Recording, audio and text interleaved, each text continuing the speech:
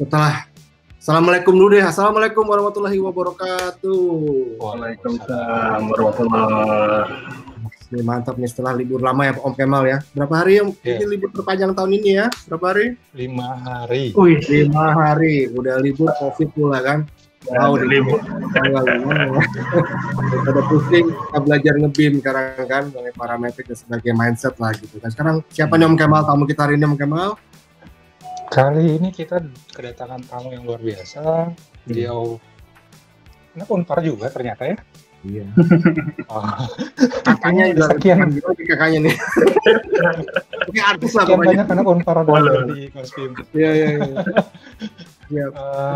Dan gimana? ini yang serunya juga beliau juga dari Bauhaus. Bauhaus Dessau. Bukan dari Dessau. Iya, Bauhaus Dessau, Jerman. Luar biasa. Mantap. Jerman kita perkenalkan langsung. Oke, kita perkenalkan siapa? Silakan dengan Mas Dani Hermawan. Halo, Mas Dani. Halo, Mas sore. Boleh perkenalkan Mas Dani. Waduh, saya Dani. Saya arsitek sambil ngajar. Saya praktisi computational designer di Indo gitu ya. Fokus saya ke arah situ. Saya punya kantor kecil, mungil, namanya Formologics. Gitu. Ini kalau teman-teman tahu Formologics ya, ini keren banget dengan mindset prinsip parametriknya Om Kemal. Wah, ini lagi keren-kerennya nih parametrik kan. Ini bisa parametrik apa sih kan? Di situ kan orang taunya BIM cuma garis, tembok dan sebagainya. Ini lebih lagi ada istilahnya itu ada proses AI-nya gitu kan. Jadi ada proses berbicara tuh dengan data. Ini gimana nih? Kita pengen tahu nih, kita kulik lebih dalam Kemal ya. Siap.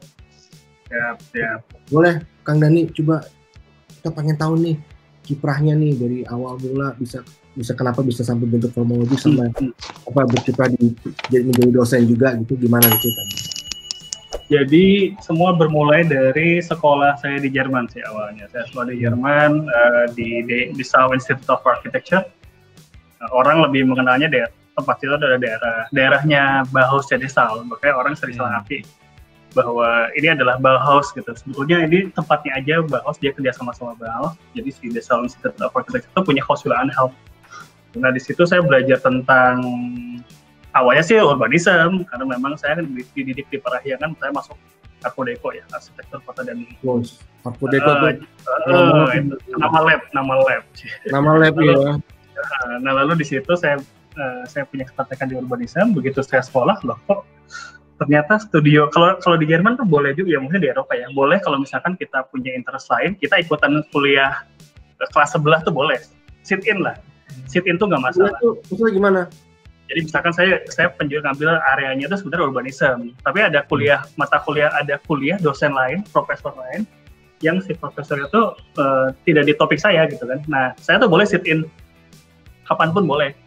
Mau beda fakultas boleh, dong. Boleh sampai beda fakultas pun juga boleh. Sit in boleh. Minta izin aja, tapi cuma nggak dihitung kreditnya kan, intinya SS nggak ada lah. SS nggak ada, terserah. Bener. Lalu dari situ lama-lama kok saya ngerti loh, kok bidangnya yang sebelah lebih asik ya. Ini lebih ya. Ajaran salah asuhan. Salah asuhan, bener. Jadi kayaknya lebih menarik. Saya nggak pernah temuin itu di situ.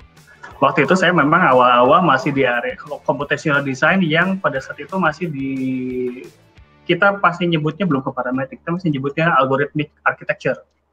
Jadi mendesain sebuah entah itu apa ya, bisa building, bisa programming, bisa apapun itu, bisa instalasi dan sebagainya, tapi memakai teknik coding, jadi code gitu, karena kita akan mempergunakan coding untuk vehicle kita mengeksekusi algoritmanya, sehingga si algoritma itu nanti yang isinya prosedur itu menolong kita untuk mengeksekusi prosedur yang kompleks gitu kan. Sama sih, berarti kayak kalau misalnya kita bicara tentang andaikan kita pakai modeling lah ya, pada saat kita bikin dinding kan kita masukin input ya, panjangnya berapa, dari koordinat mana ke mana, naikin berapa tinggi, tebalnya berapa, kalau misalkan itu related sama library properti tertentu kita masukin nih datanya kayak itu dinding beton lah atau bricks lah dan sebagainya bisa kayak gitu. Nah yang membedakan itu tidak betul kita nggak eksekusi melalui toolbars gitu. Tapi kita mengeksekusinya melalui script yang dalam bentuk code-nya sih itu. Gitu. Nah, jadi saya belajar di situ. Ngotok nih ya. Kaget. Awalnya kaget karena memang saya nggak punya bekal programming yang benar ya waktu zaman kuliah gitu. Maksudnya saya pernah tahu, tapi itu juga SMA juga hanya formalitas doang gitu kan. WS lah, ada apalah gitu kan, Visual Basic dan sebagainya. Nah, lalu saya ikut itu. Nah, saya ikut workshop-workshopnya di semester kedua. Semester pertama saya masih adaptasi sama urbanism. Semester kedua saya udah mulai ngelirik ke sebelah. Semester 3 saya memutuskan diri buat pindah jalur. Nah, di situ sebenarnya kayak jadi excited ya. Di satu sisi merana karena memang saya jatuh cinta sama si bidangnya, tapi di satu sisi saya mesti ngejar banyak gitu. Jadi belajar programming, belajar lagi tentang tooling baru gitu kan, dan menempatkan teknologi itu sebagai alat bantu ya, bukan jimat. Jadi situ yang mungkin saya rasa mindset yang sangat bermanfaat buat saya sih ya, bahwa si thinkingnya yang penting gitu, thought-nya yang penting supaya bisa mengeksekusi desain. Jadi intinya tetap di dalam desain. Nah dari situ ya udah pula, jadi saya lulus, alhamdulillah bisa lulus gitu ya, dengan beberapa akselerasi karena kan saya dipaksa buat ikut workshop gitu. Ada kadang kemarin sempat harus jadi si tutor saya bilang, kamu kalau nggak punya ini, kamu ikut workshop ini ya, ikut workshop itu, terus dia tawarin disebutin gitu. Dia sangat dia tahu kekurangan saya di situ dan dia memotivasi. Jadi nggak ya kamu nggak bisa ya sudah deh, bye gitu, nggak gitu. Jadi dia memotivasi supaya bisa ini. Jadi nggak masalah tidak fasih pun dia tetap tolong. Nah dari itu mulai saya lulus pulang. Nah saya udah mulai punya problem tuh, loh kok kayaknya nggak ada yang butuhin saya ya di sini gitu. Maksudnya bidang ini kok udah nggak dikenal. Tahun berapa tuh? Tahun berapa pulangnya? 2008 akhir saya pulang. Yes, emang belum trennya itu. 2008 akhir saya pulang. Edisinya aja belum keluar ya. Lalu dapat beberapa tawaran sebelum saya menerima di Julian Desmet, tapi karena urusan tenaga kerjaan pada saat itu kan lagi refugee juga ya, lagi besarnya saya nyebutnya exodus lah ya. Zaman itu kan zaman Krismon. Jadi yang diutamakan adalah yang local people di sana. Lalu saya balik ke Indonesia. Di Indonesia juga bidang saya belum ada. Saya coba terapin beberapa hal gitu kan. Lalu dapat tawaran di Singapura juga nggak match juga karena di waktu itu saya lupa nama kantornya, Green Mili sama di Associate ya, kalau bukan di Associate Masupi ya. Yang di sana ada Associate. Itu dia nawarin posisi, lalu pada saat udah interview mereka bilang, oh kayaknya ini ya, kamu sangat eksperimental ya, jadi yang kita butuhin kok kayaknya sangat ini gitu, sangat praktikal banget gitu. Meskipun bidang itu memungkinkan untuk itu, tapi harus adaptasi lagi dan sebagainya. Dari situ saya mulai ngerasa, wah ini kayaknya saya suka dengan bidang ini, tapi saya mesti nge-sustain gitu kan. Gimana? Lalu saya konsul sama tutor saya. Terus tutor saya bilang, coba kamu gabung sama akademia aja. Gitu. Tempat yang paling cocok buat hal yang baru untuk berinkubasi buat diri kamu dan keilmuannya sebenarnya akademia. Jadi saya gabung sama awal tahun 2009 saya gabung sama Parayangan sampai 2010 akhir ya. Mau ke 2011. Gitu. Nah, di situ saya coba jalanin, memang masih banyak juga yang gimana ya, diskursusnya masih bisa dibuka diskursus juga gitu kan, membuka peluang dan sebagainya. Tapi di situ saya juga ngelihat kalau tidaklah mudah untuk membawa itu ke sini gitu kan. Nah, tapi di tahun yang sama 2009 Grasshopper dengan parametric desainnya keluar. Bisa. Jadi sebenarnya momentum. Nah, di situ saya cukup tertolong dengan si teknik. Jadi sebelumnya saya tekniknya yang tadi algorithmic design banget. Jadi sangat coding, sangat programming gitu kan. Membuat code sendiri lalu bikin. Pada saat ada si parametric modeling, yaitu adalah sebuah visual programming gitu ya, betul lebih visual, itu menolong saya buat lebih cepat gitu. Tapi ketika tren Grasshopper itu keluar, memang ini sih ya, memang merubah paradigma ketika bicara hal-hal yang berbau algoritma itu tidak harus berupa coding gitu kan. Betul. Jadi banyak software yang akhirnya ya nggak cuma Grasshopper sih ya, kayak software rendering pun juga berpikirnya hampir sama kayak Grasshopper kan, visual dari dot ini titik sini, parametriknya berapa, kita mau ini kan gitu kan, sebenarnya seperti itu kan. Bahkan saya rasa yang disebut maksudnya ini yang masih diketahui ya, parametrik itu adalah sebuah teknik mengkontrol data dan biometri dan eksekusinya gitu ya. Jadi itu yang mesti itu yang paling penting. Kita harus punya base-nya dulu kan. Kita harus punya data yang mau kita execute. Prinsipnya gitu kan. Kita harus punya data yang mau kita execute. Bukan kita bikin execute dulu baru cari datanya kan gitu, bukan. Kita datanya dulu kita kumpulkan, baru kita mau apain nih datanya kan gitu.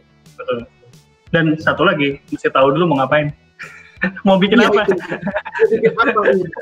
Kadang-kadang yang jadi problem nih, kata lo mau gitu. Kita yang sering jadi problem. Jadi ibaratnya kita, tapi itu masih dilewatin sih saya rasa. Jadi maksudnya dalam sebagai kita mempelajari ya karya yang sini, saya rasa part itu tuh masih terjadi dulu. Jadi part di mana kita tuh merasa harus equip semua nih sama hal. Mesti bisa ini bisa dan sebagainya gitu. Ya benar sih. Tapi lebih itu lebih ke ini bukan kan? Lebih ke dipaksa kita untuk berpikir ini matrix ya sekarang itu.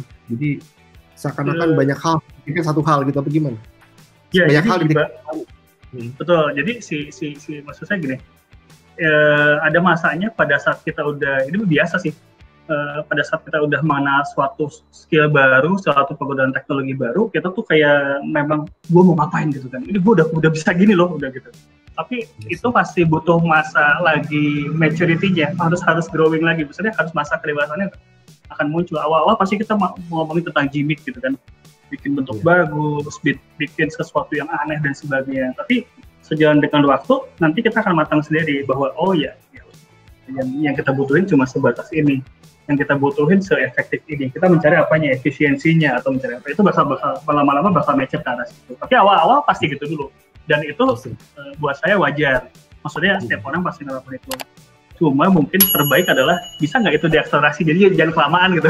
Jadi jangan kelamaan eksperimen. Gitu. Sudah kapan jadi duitnya gitu kan? Lo ya, gitu. Kapan jadi duitnya, jangan konsep mulu gitu kan? Ayo kapan jadi duitnya? Iya. Ya terrealisasi jadi nilai ini sendiri sih, nilai tambah. Ini kan ketika sesuatu itu menjadi bisnis dan itu relate sama pengetahuan kita kan, kita juga happy kan.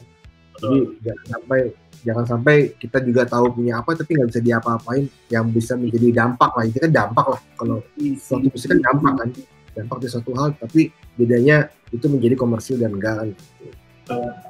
Udah gitu 2010 saya mulai gabung sama Harapan. Jadi kebetulan jadi saya 2010 gabung sama Pelita Harapan. Di situ saya merasa bahwa di situ ekosistem yang cocok sih dengan area saya, dan mungkin juga relatif ada beberapa teman yang sebidang meskipun tidak sama persis ya. Jadi waktu itu ada beberapa orang gitu. Nah dari situ mulai dapat kesempatan buat mengeksekusi eksperimen yang tidak hanya berhenti sebagai main-main aja gitu. Jadi dibikin lebih serius, jadi misalkan ada risetnya, bikin workshop, lalu diajarkan gitu kan. Pada saat itu jadi punya tanggung jawab ya, kalau kita ngajarin ke orang nah tanggung jawabnya bertambah gitu kan. Iya, jadi betul. nggak boleh ngasal gitu. Dari situ mulai jadi kebentuk, dan si UPH-nya juga cukup mengencourage saya waktu itu untuk menerapkan itu di beberapa event yang memungkinkan si karya hasil dari computational design itu dijadikan instalasi desain. Jadi sebetulnya saya jujur aja kick off-nya tuh di sana ya. Jadi kita punya dulu Hexapanels, kita punya instalasi desain untuk UPH Festival yang itu setiap tahun ada. Hexapanel itu semua dibikin kira-kira 3 bulan. Bahannya dari kardus, lalu kardus itu dipotong pakai laser cutnya di-guide pakai geometri yang kita execute, dan itu folding, jadi dilipat-lipat lalu ntar jadi instalasi tinggi 2,5 meter, panjangnya 22 meter. Wah, gede banget ya. Masih ada itu? Lumayan. Udah nggak ada, tapi ada dokumentasinya ada di website saya. Gitu. Itu dari situ sebetulnya itu adalah kick off-nya. Dari situ keluarnya ada workshop, ada jurnal, ada buku gitu kan. Dan itu kita bawa ke beberapa tempat waktu itu, workshop yang sama. Dan yang menarik adalah waktu itu kita sempat mengundang gitu beberapa desainer dan arsitek ya buat ngasih kritik gitu tentang teknik yang ada dan sebagainya. Nah, start dari situ sepertinya kalau buat saya adalah titik di mana sepertinya orang sudah paham nih, karena ada yang dibangun, ada yang dibikin gitu, ada yang physically dia dihadirkan. Dan sejak saat itu akhirnya ya kalau misalnya Mas lihat si Formalogics selalu membuat instalasi desain tiap tahun gitu, dan kita pasti itu kayak apa namanya kayak rupa kan tiap tahun ada annualnya kan bikin gitu. Ya itu kayak pengingat kami. Jadi yang namanya instalasi desain buat kami adalah ya pengingat kami bagaimana si Formalogics pertama kali introduce si computational design lah. At least buat diri kami sendiri ya, belum tentu loh bisa aja buat Indonesia mah udah ada dulu mungkin.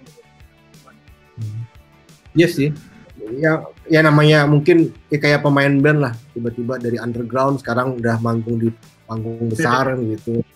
Mungkin band lain udah ada, cuma kan bedanya ya setiap orang kan punya milestone sendiri kan. Ini milestone yang berbeda lah gitu kan. Kebetulan gue ngeliat milestone yang ini gitu kan, gue anggap ini aja. Nah, ketika itu ada nggak project-project yang berkaitan dengan itu setelah itu tuh berdatangan gitu project-project?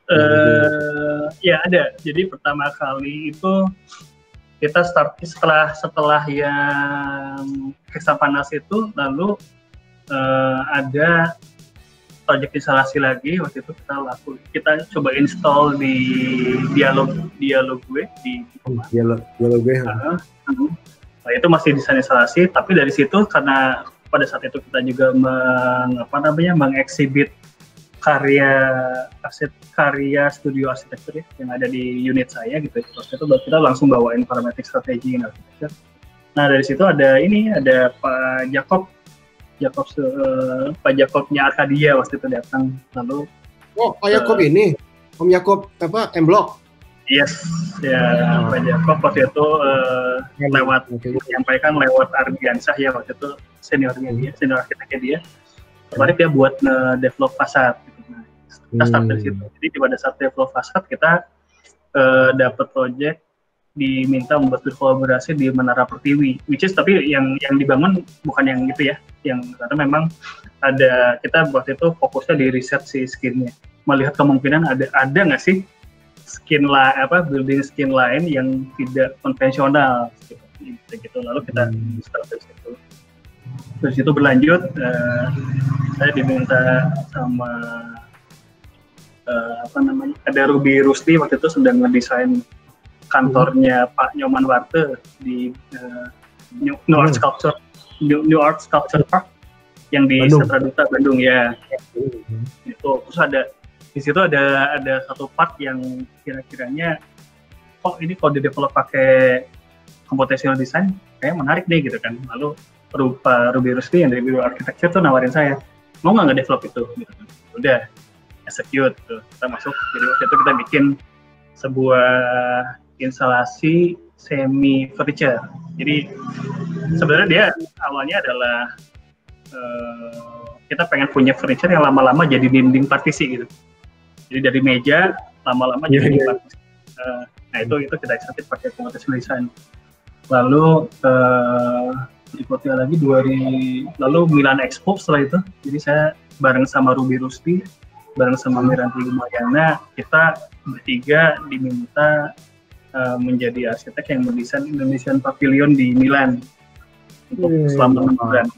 Sejak itu 2014, prosesnya setahun sih, 2014 Februari sampai dengan berakhirnya berarti 2015 November ya. Itu kita desain gitu. Saya fokus di computational design yang buat desainnya. Lalu Birus dia jadi project manajernya. Bu Miranti Gumayana dia jadi job captain. Lalu saya nge-develop si desain skin dan gedungnya. Konsepnya apa tuh konsepnya? Waktu itu kita bawain bubu ikan ya. Jadi craftsmanship yang kita translate lewat teknologi gitu. Mantap. Jadi craftsman yang ada lalu kita kombinasikan dengan teknologi yang lebih modern waktu itu karena memang kita coba bawa anyaman ya ke dalam skin bangunan. Prosesnya agak rumit sih waktu itu karena memang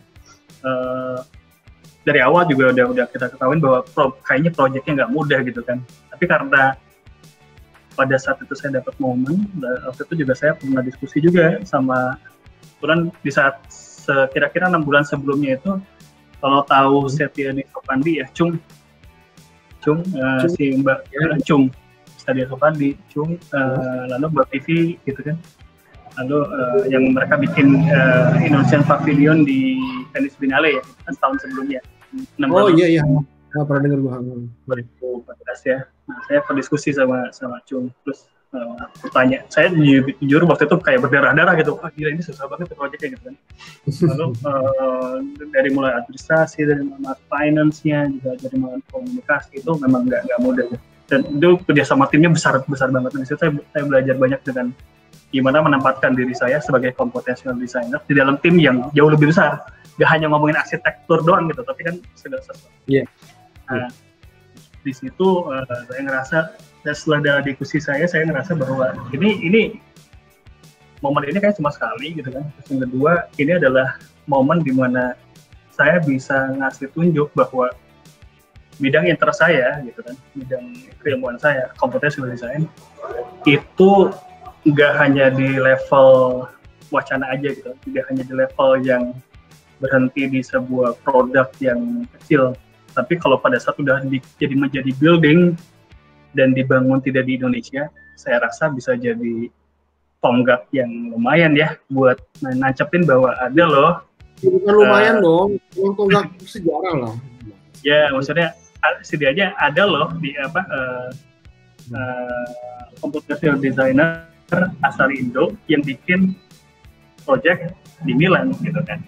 Dan teknik kira-kira kayak gitu dan terbangun dan kontraktornya bukan lokal gitu ya, maksudnya dari sana ya wajib dari sana ya, wajib dari sana itu. Lalu dengan profil-profil kontraktor, profilnya fasad engineeringnya gitu, lokal engineer dan arsiteknya yang mereka lumayan sih ya.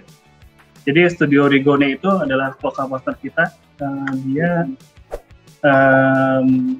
punya kliennya seperti Zaha Hadid yang di City Milano, itu dia, Daniel Lipskin sama Isazaki. Jadi maksud saya, akhirnya saya jadi belajar banyak beberapa hal yang sangat kompleks gitu ya, yang harus jadi concern pada saat kamu ngedesain sebuah relatif kecil ya, bangunan kecil gitu. Ini gue dapat gambar yang waktu Kang Dani bikin yang di UPH nih, gue sharing. Teman-teman ini kepengen lihat nih. Lihat begini. Lihat gimana nih. Ya, kayaknya seru tuh. Itunya gambar-gambarnya. Nih. Kelihatan nggak? Ini bukan? Iya, betul. Ini orangnya ada di tengah nih orangnya. Ya, pakai celana pendek. Terus sama student-student saya tuh. Ini bro 20 meter kemarin bikin 20 meter. 22 meter ke arah ya, dari ujung sini ke ujung sana. Oke. Itu maksudnya apa tuh bolong-bolong itu? Beda-beda tuh ukurannya kayaknya. Jadi itu tuh ukurannya beda-beda. Sebenarnya kita cuma mau nunjukin bahwa kita bisa bikin customized modulation sih. Jadi ada membuat sebuah modul yang berulang, tapi relatif tidak terbaca sebagai satu yang monoton. Jadi saya ada kalau mau lihat lagi saya bisa sharing sih. Boleh dong. Dengan senang hati gimana? Itu folding ya? Itu bisa di fold ya? Itu itu itu kardus ya? Kardus tip. Bagus juga jadi itu souvenir bagi-bagi gitu, keren banget sih. Seneng aku. Gitu. Nah sebentar ini atau kelihatan nggak nih? Belum sharing, belum. Oh belum sharing. Oh udah. Oke. Jadi ya ini saya cerita dikit ya. Ya tadi logonya juga itu parametrik. Logonya juga parametrik. Iya. nyoba juga ini prinsipal saya, isi saya sih. Mantap. Gitu. Yang terbaik adalah istri ya. Guys, iya dong. Lalu kita sejauh ini sih udah ini yang saya tunjukin di sini ada proyek-proyek yang semuanya di execute dengan computational design ya, dengan ya maksudnya salah satu teknik yang kita pakai parametric design. Jadi 2010 ini kalau pernah tahu FX Sudirman dulu kita pernah diminta buat ngajuin proposal. Gitu. Proposalnya adalah membuat instalasi panjat tebing indoor gitu. Jadi ini nggak lanjut karena berhenti di sebuah proposal gitu kan. Tapi yang menarik adalah pada saat itu kita udah mulai punya diapresiasi juga bahwa mereka happy dengan bentuknya. Tapi dengan berjalannya waktu ternyata ya kembali ya, karena kita startnya biasanya dari bentuk menuju ke implementasi, saya rasa itu sering jadi problem. Jadi kadang-kadang mungkin harus diimbangi dengan yang namanya financial planning buat si projectnya ya. Jadi itu harus datang duluan kalau mau saya. Jadi kita sampai jadi over budget kita bisa ngebangun yang di awal aja ya. Betul. Terus 2010 kita coba ikutan juga kompetisi, kita dapat mention di Aksa Grand Factory dulu. Gitu, ini pabrik di Solo ya. Ini juga secara apa namanya building gitu ya. Dia punya skin, kita pakai teknik si parametric design. Jadi dari mulai apa namanya ideation, lalu memecahkan itu, lalu logicnya dipakai buat memecah atap gitu kan. Kayak gitu. Konsepnya ya? Iya, betul. Lalu kita pernah menangin waktu itu Pak Jokowi waktu masih jadi wali kota Solo, kita pernah menangin juara 2 di ngedesain si area sini sebelahnya benteng zaman Belanda, saya lupa sampai namanya apa ya. Pastenburg gitu ya. Apa nama Komel? Gue sih nggak apa sejarah. Pokoknya benteng itu. Iya benteng. Nah ini sama sih di execute seperti itu. Terus 2011 kita ikutan apa namanya? UPH ya. Yang sebelum yang UPH tuh kompetisi di Bekasi. Kalau tahu piramid yang di Sumarekon itu kan juara satunya. Nah yang saya juara 3 waktu itu, kami juara 3. Yang kita ajukan sebenarnya topological skeleton ya. Jadi sistemnya kita bikin semacam structure lah besar. Nah ini yang tadi saya cerita UPH Festival. Kita bikin ini, jadi kalau kelihatan ntar ada informasinya, lalu ada yang naik turun kecil besar gitu kan. Nah ini di eksekusinya pakai ini, si parametric design teknik memakai si grasshopper di Rhino. Ini yang tadi saya cerita. Jadi modulnya itu sebenarnya terdiri dari 6 segmen. Tiap segmen di data sendiri gitu kan, lalu ditepung Terus tim desain ini yang di dialog gue. Jadi jadi kita bikin guaan gitu, tapi hanya beberapa segmen aja karena memang kita waktu itu sama UPH tidak mendapat sponsor yang banyak. Harusnya sih dia punya 50 lapis lah. Ini kita cuma punya 16, jadi nggak terlalu. Harusnya sih hemat ya. Ini pakai material plywood. Ini yang di Indo Biotech dulu, tambangan dari situ. Iya. Nah, ini yang bareng bersama siapa namanya, Arkadia, Mas MJ ya, Mas Gatot, Jakob Berato.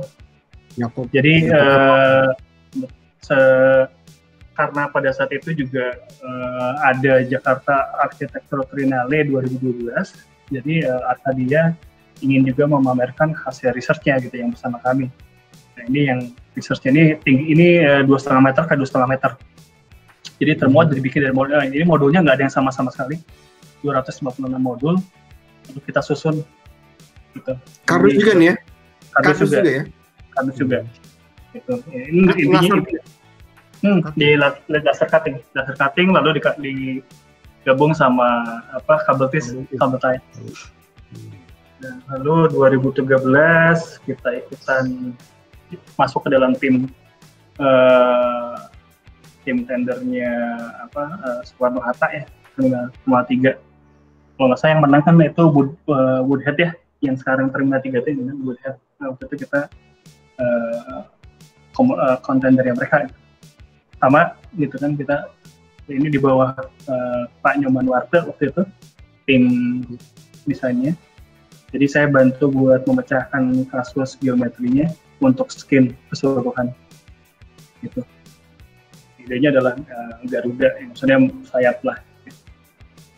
Itu lalu ini kembangan lebih lanjut dari yang bersama Arkadia, ya. Jadi namanya Menara Pertiwi. Jadi ini dieksekusi nih, jadian maksudnya dieksekusi memastikan bahwa semua modulnya sangat memungkinkan. Lalu dia merespon terhadap skin bangunan yang menghadap ya nyaris terbuka ke semua arah gitu kan. Jadi ini lubang besar kecilnya sebenarnya mengikuti sebuah respon tertentu. Nah, ini benda yang sama kita execute sampai dengan bisa mengeksekusi proses prototyping memakai 3D printer tipenya FDM. Jadi ini kira-kira, jadi ini juga menarik gitu kan. Pada akhirnya kita punya biasanya agak sulit untuk membayangkan. Tidak semua drawing ini kan bisa dimengerti orang yang awam ya. Jadi kita bawa ini ke juga nggak jelas kalau orang nggak bisa baca. Betul. Nah, jadi kita tawarkan ya udah bagaimana kalau kita bikin prototipe-nya gitu kan. Jadi prototipe-nya tingginya kira-kira 30 cm saya masih tidak lebihkan. 20 cm nggak tinggi lah ya segini. Satu mesin lumayan. Bisa ya? Ya satu mistar lah. Jadi bisa bagi dua. Yang menarik bagi dua. Nah, yang menarik bisa dibawa kemana-mana. Nggak tahu nih di kameranya kelihatan nggak? Mundur sedikit. Ya kan segede gini nih kalau terhadap saya nih kamera. Jadi nah dari situ jadi ini lebih mudah dibawa kemana-mana juga. Jadi sebagai portfolio juga bisa, lalu sebagai bahan untuk peraga juga sangat memungkinkan. Lalu dari situ kita mulai bergerak ke sesuatu yang sifatnya praktis. Jadi kalau ada skin bangunan untuk rumah tinggal gitu kan, nah mulai kita kasih servis ke arah situ. Jadi ini kita kerjasama dengan PT Elman Tirta. Itu kita mencoba membuat screen building dari metal. Gitu kan. Ini jadi ini satu screen ini sebenarnya terdiri dari bilah-bilah bentuk siku.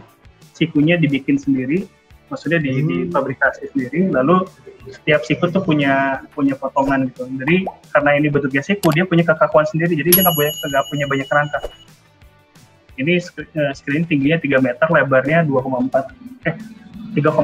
ininya 2,4 ke samping.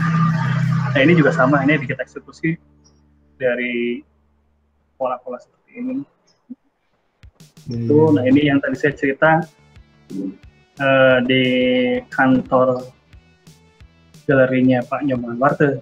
Ini yang tadi pelan-pelan dia dari meja resepsi jadi divider ruang. Ini kan di sini. Kayu ya? Kayu sama klip baja. Gitu. Klip baja beda-beda, kayu-kayunya beda-beda, posisi miringnya beda-beda. Tapi ya udah kita. Lalu ini kita bagus. Lalu ini startnya dari si project kita di Milan ya. Atau ini ini gimana sih yang sebelah kanan ini kan? Apa yang Milan yang kanan ini? Yang Milan. Yang dia ya. Ini dia. Ini detailnya. Ini. Ini desain gini legend banget ya. Banyak yang ngikutin loh. Serius gua. Nah, ini lumayan nih.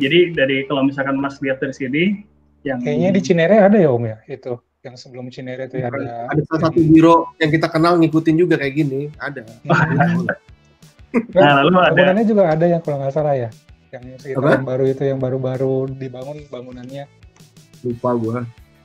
Tapi ini Jakarta Selatan. Ini legend sih. Tapi bagusan ini karena dia bikinnya pakai ada ukurannya. Jakarta Selatan mah itu Southward atau bikinan Atkins, jangan dibandingin, itu malah lebih kantor gede. Itu tapi nggak gini, memang mainnya fasadnya disusun-susun nih, yang susun sih gua. Ini kan, nah ini sebenarnya yang menarik adalah gini juga. Jadi semua didesain di Indonesia, koordinasi di Indonesia semua. Lalu dalam perjalanannya harus dibagi dua karena memang peraturannya bekerja sama dengan pihak organizer di Milan adalah kita harus bekerja sama dengan local partners, gitu. Karena yang ini harus diterjemahkan ke dalam building codes yang berlaku di Milan Lombardi. Waduh. Jadi yang bisa kita, karena hubungannya sama liabilities ya, tanggung jawab kita terhadap sesuatunya gitu ya. Beban yang kita sanggupin adalah yang untuk membangun sendiri ya, adalah si skim bangunan. Skim bangunan dibikin di Indonesia, di Tangerang gitu kan, dengan pengrajin yang ada, dengan semua sampai dengan teknik. Rotan bambu? Rotan sintetik. Rotan sintetik. Karena memang mereknya apa tuh? Kalau kemarin kita pakai Pyrobuild yang itu benar. Itu terkenal banget. Sementara yang sisi ini meskipun kita yang desain gitu kan, tapi ini harus dibikin oleh kontraktor lokal. Dari yang part di bawah, dari mulai substructure sampai dengan skeleton. Nah, yang menarik adalah saya harus memastikan sinkron antara framing sistem dengan yang dibikin sama di Milan kan. Nah, kalau nggak pakai bantuan si teknologi ini, saya rasa sih rumit sih, kesulitan lah, nggak akan cepet lah, nggak akan cepat dalam waktu 3 bulan eksekusi gitu ya. Karena tekniknya cepet banget loh itu. 3 bulan ini. Enggak, 3 bulan itu si pengembangan desainnya. Kalau konsepnya sendiri kan 5 bulan. Pelaksanaannya itu berarti dari November sampai dengan Mei, berapa tuh? 5 tambah 2, 7 bulan. Pelaksanaan pembangunannya sampai dengan launching kan. Ini gitu. Masih ada bangunannya, masih ada nggak sekarang? Kalau tidak salah tuh ini tuh udah dismantle, udah dicopot-copot kan karena peraturannya Milan. Lalu waktu itu diambil sama sama AGN ya, sebagai investor, dibawa lagi ke Indonesia. Gitu. Nah ini fase pembangunan. Jadi di sini mulai kelihatan sih bahwa efektivitas pembangun juga sama komunikasi sama kita relatif harus, karena bangunannya non standar, jadi ya ekstra juga ya komunikasinya, cara diskusinya, lalu manajemen konstruksinya juga, termasuk dengan dokumentasi mestinya.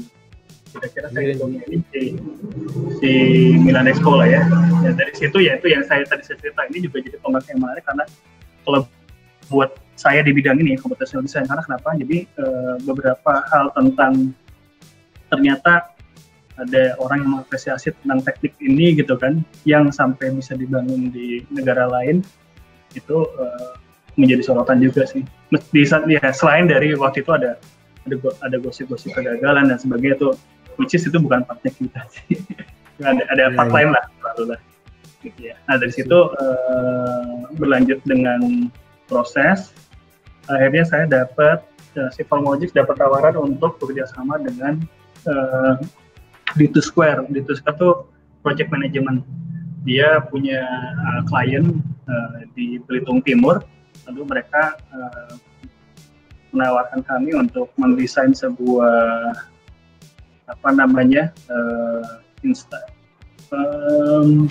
fasilitas umum lah sebelum orang melakukan river safari, jadi semacam deck. Keren. Oh iya nih. Ini ada Formologics juga ya? Kita terlibat sini. Ini yang ini kita yang leadernya, tim arsitek leadernya. Ini lumayan sering kelihatan ini di media sosial sama di TV. Ya, ini lumayan sih untuk daerah Sumatera, ini masuk lebih besar ada katanya sih Instagram Apple. Iya. Iya betul. Iya. Lumayan ini sih. Semua developing by Formologics ya dari awal ya, desain dan sebagainya. Dan ini pavilion pertama, lalu kita punya pavilion kedua sih di develop sama kita juga. Sama ke pavilion kedua tuh unfortunately baru buka setahun terus kejadian COVID kan. Jadi agak-agak nggak terlalu ini. Nah ini konsepnya cukup sederhana sih. Kita cuma memang ngangkat sebuah tempat yang memang itu tuh adalah tempatnya buat river safari. Nah, sebelumnya si investor tuh pengen bangun hotel, pengen bangun apa dan sebagainya. Terus kita juga bingung ya, maksudnya ini daerah sini kan daerah bekas penambangan liar gitu kan. Air juga asapnya tinggi gitu. Jadi kayaknya kok kami juga nggak equip dengan kemampuan itu gitu, berkoordinasi dengan tim yang lebih besar yang bisa sigap gitu buat bikin itu. Jadi yang kita ajukan, kenapa kita ambil part yang kecil aja gitu, bikin fasilitas buat orang sebelum dan menunggu, sebelum dan setelah river safari aja. Ya apa itu? Deck. Deck itu. Deck dan secara fungsi juga sangat belum itu ya, sangat happening banget ya. Iya. Waktu itu kita memang ngajuin konsepnya sedikit nyeleneh sih, dalam artian nyeleneh gini, kita khawatir kalau kita juga tidak equip dengan pemahaman arsitektur lokal di sana. Jadi kita nggak mau ambil risiko. Terus setelah ngobrol-ngobrol ada, tapi mereka juga bingung gitu, dokumentasi dan sebagainya itu arsitektur lokal seperti apa. Jadi lokalitas di situ kita bawa ke sisi ya udah alamnya aja. Kita bawa ke alamnya aja yang kita angkat tuh. Bangunannya kalau bisa jangan ngalahin alamnya. Jadi ini sebabnya juga banyak lubang-lubang gitu ya di mana-mana. Kalau misalkan dilihat dari video ini kan, lubang-lubang kan jadi bisa dapat semua. Dilihat dan si deck ini pun juga nggak kita utamakan sebagai tempat buat lama-lama sih sebenarnya, tapi lebih untuk menunggu atau menjadi shelter buat mereka kertas banget. Kehujanan aja kan gitu kan. Memang bukan agak kehujanan. Yeah. Nah ini dari mulai di sini yang kita angkat modul sistem, dimulai decking sampai dengan si siapa ya, jadi termasuk dengan ya. Ini kalau bisa dicopot-copot, yang ini sendiri. Jadi yang 3 ini dia bisa dicopot-copot, bisa dibikin tempat lain juga. Atau kalau misalnya mau dikembangkan ulang, dia bisa memproduksi lagi. Lalu kita mempublish buku, ini AGN ya, mempublish buku tentang Indonesia Pavilion. Sayangnya ini terbatas nih. Lalu 2016 ini kita di-hire sama Henry Gunawansyah Architect, HGT Architects, untuk membuat space modifier, jadi semacam fitur interior di Kartikasari di Buah Batu. Jadi ini kita di Buah Batu. Jadi tempat jajahan itu, guys, Kang Bayu, ini tempat jajahan. Jadi intinya adalah kita pengen mengangkat sebuah karakter yang muncul di kain, tapi dieksekusikan di atas kayu gitu kan. Bisa nggak? Jadi pada saat orang lihat dari jauh ya dia kayu, tapi begitu dari jauh dia berarti reliefnya kayak kain gitu kan, tapi begitu deketin ternyata kayu gitu. Jadi ini pengennya membuat kesan yang kayu diapain nih Kang? Kayu di CNC. kayu pakai CNC machine. Sambung-sambung itu. Disambung-sambung, bentuknya kepik, lengkung-lengkung semua. Gitu. Tebel berapa tuh dibikinnya? Kemarin kita pesan tebel 5 cm. Jadi di engrave jadi sisanya tuh tinggal paling tipis tuh 2,5 cm ya. Ini bener-bener ini ya. Istilahnya tuh apa ya? Amazing banget ini, motongnya juga udah lumayan tuh budgetnya tuh.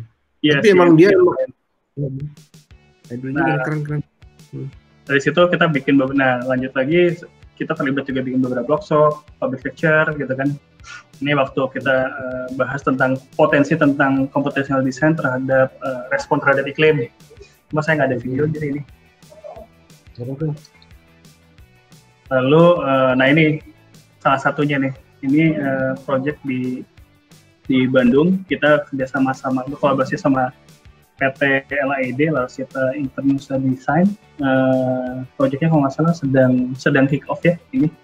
Jadi ini bentuk dari balkoni itu adalah merespon simulasi iklim ya. Yang kita sebut. Arah matahari ya? Arah matahari. Daerah jatuh mataharinya gitu. Jadi sebetulnya ada beberapa opsi sih. Salah satu opsinya adalah membuat shading device kayak horizontal blinds, kisi-kisi gitu. Cuma itu tuh ternyata membuat entrapment, membuat terperangkapnya udara panas di antara si kisi-kisi sama si ini kan, sama si fasatnya kan. Jadi yang kita ajuin adalah sedikit agak ya habis-habisin duit sih ya, tapi efektif gitu. Setelah kita hitung ya, adalah membuat balkon gitu.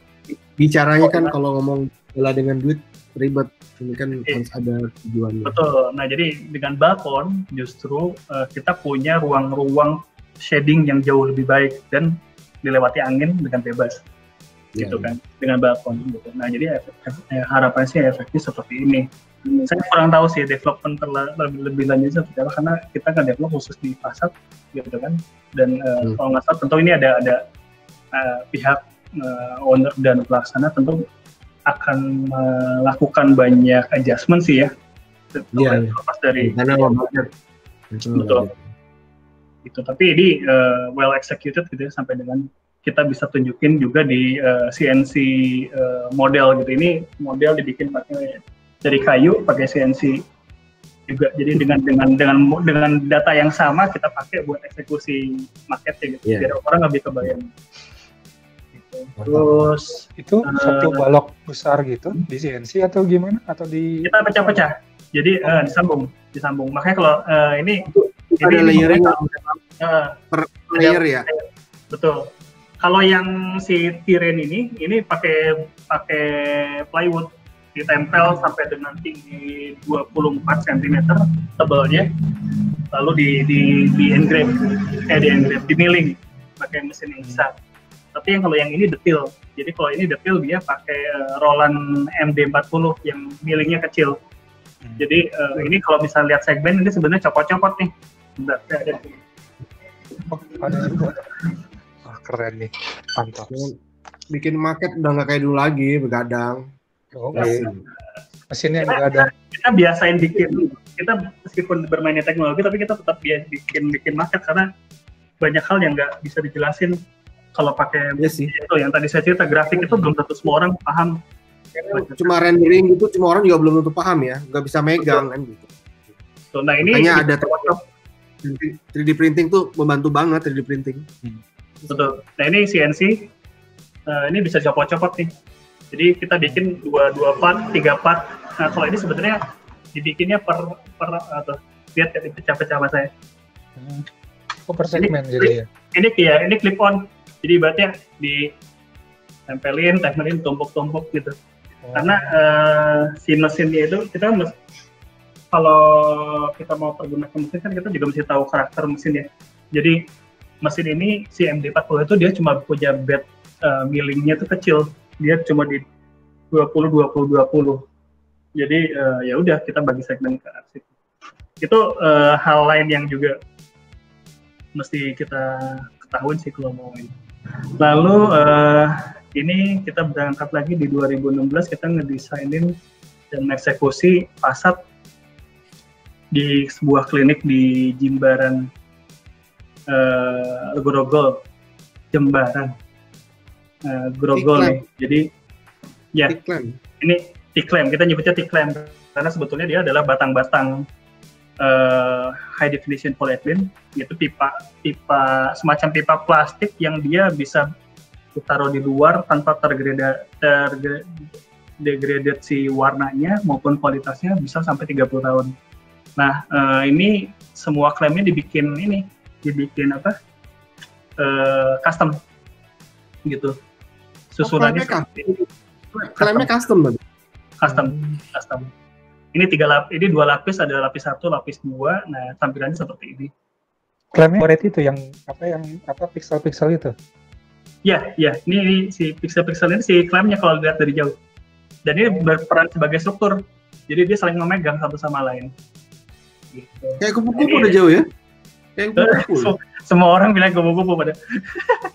Iya kan? Tapi itu klaim loh. Iya, keren sih. Kayak kupu-kupu ini. Nah, prinsipnya kayak gini. Jadi satu sama lain saling megang, atas sama bawah doang sih.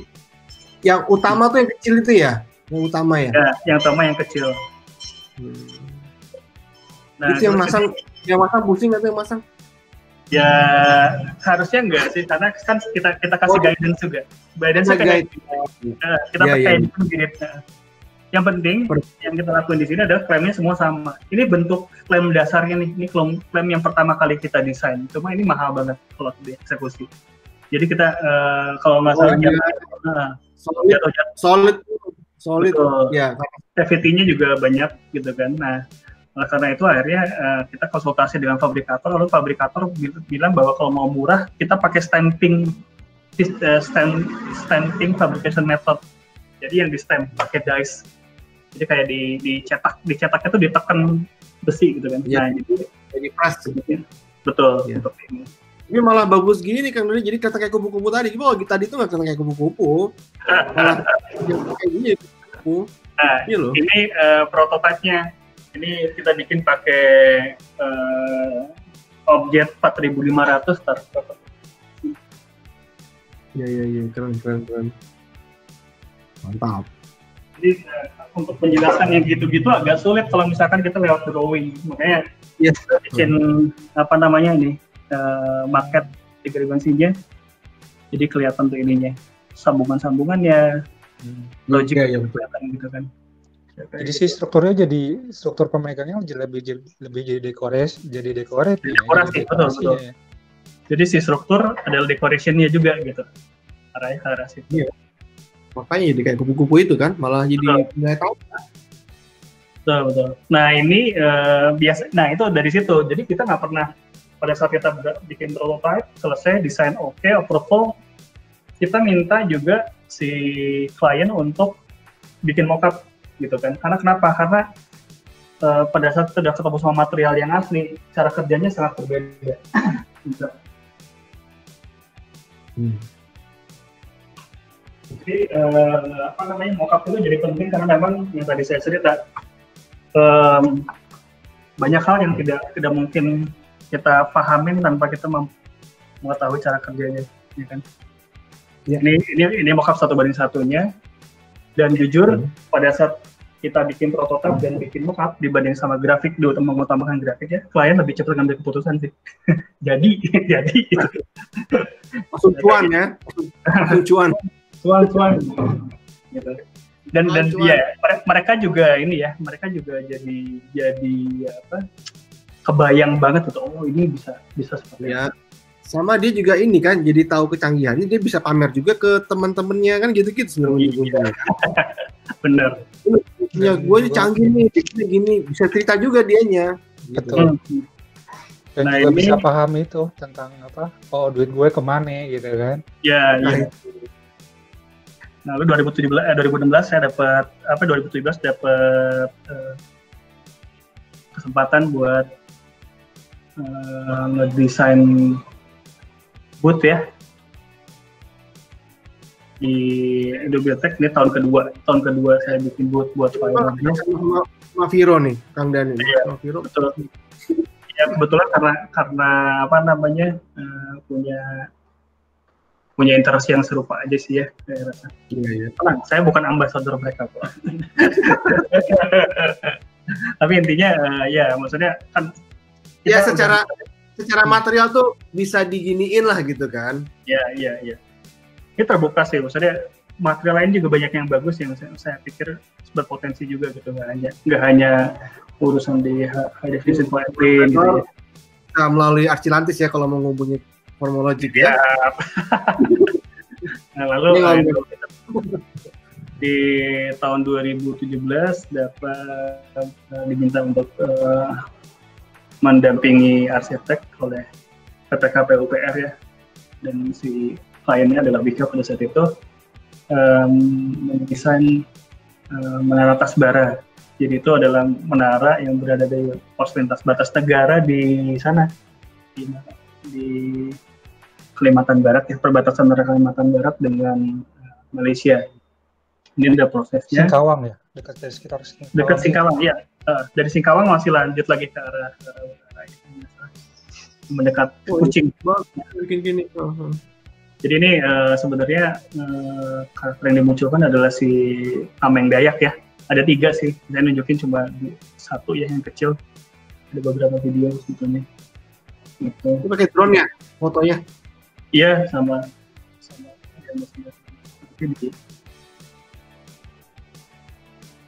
nah, ini arsiteknya adalah Faisal. Lalu Faisal ngajakin saya berdevelop di fasad, ya. Terutama yang fasad sama interior. Utama ya yang sifat-sifatnya seperti menara dan menggunakan teknik circle matrix. Jadi lebih kayak pointillism gitulah ya, kalau bahasa grafisnya mah. Lalu si poin-poin itu menunjukkan image tertentu yang ada di situ.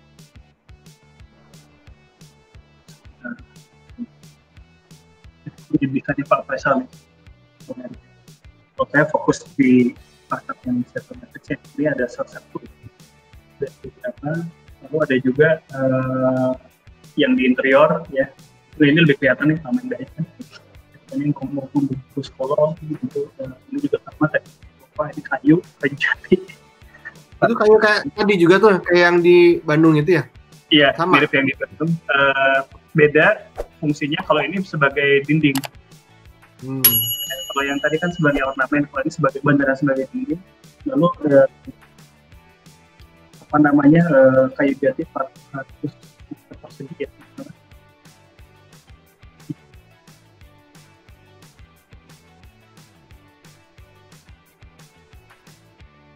Bagian-bagian itu yang malah nggak di video ini.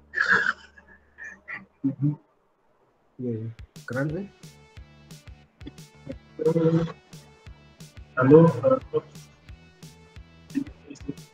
2017 kita dapat tawaran buat menampilkan realisasi desain bersama gitu ya di sana, di pameran Kasa di Display. Oh iya. Jadi kita ini miring ternyata. Lalu yang kita lakukan adalah sistem bikin instalasi dari etching, laser etching gitu kan. Jadi ini sebenarnya berlayar-layar gitu kan, tapi tampilan itu tetap jadi kayak hologram ya? Iya. Gitu. Jadi sistemnya kayak gini doang nih. Tuh. Iya. Jadi beberapa arsitek yang lain juga. Kita menginisiat ide kita supaya bisa dieksekusi.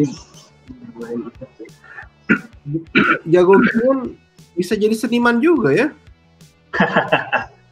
Ya itu dia tuh kan. Ayo. Jadi bingung kan mau jadi seniman? Bingung.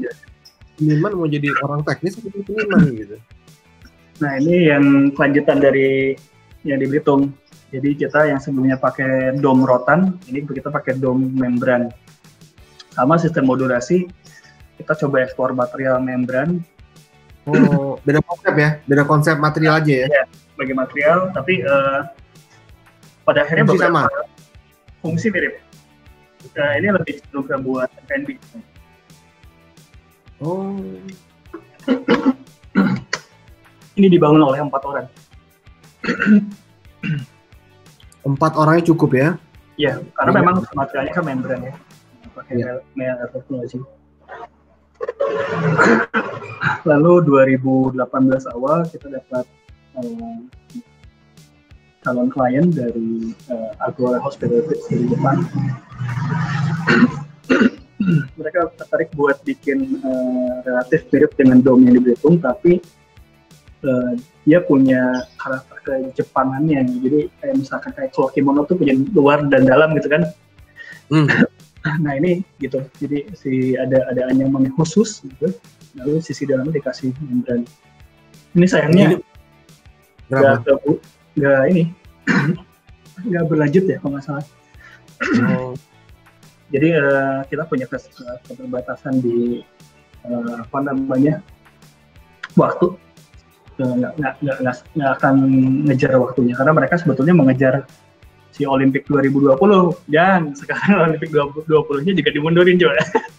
Ya, betul. Gitu. Nah ini nggak dilanjut dong, walaupun ditunda nggak jadi dilanjut. Nggak dilanjut karena memang udah waktu itu hitungannya udah nggak dapat ya.